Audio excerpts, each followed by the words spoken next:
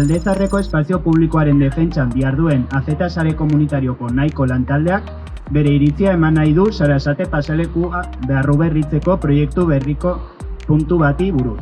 Gaur egun dauden komun publikoen kentzeak dagozkiona, hain zuzen ere.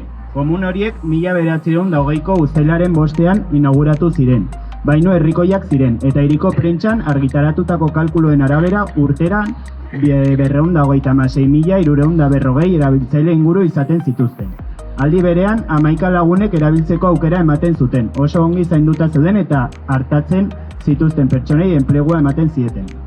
Berrurbanizazio proiektu berriko komunen autogarbigarrien nekez erantzungo diete herritarren beharrei, gaur egungo bainuek egiten duten moduan.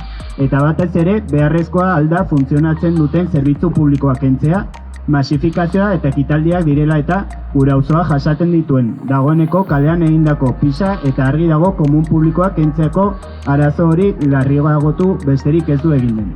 Espazio publikoa zainduak aldarrikatzen ditugu, jendearen beharretara egokituak. Horregatik, eskatzen dugu Sarasate pasealekuko komun publiko tradizionala kontserbatzea, herritarrok maite dugun zerbitzu hori mantentzeko.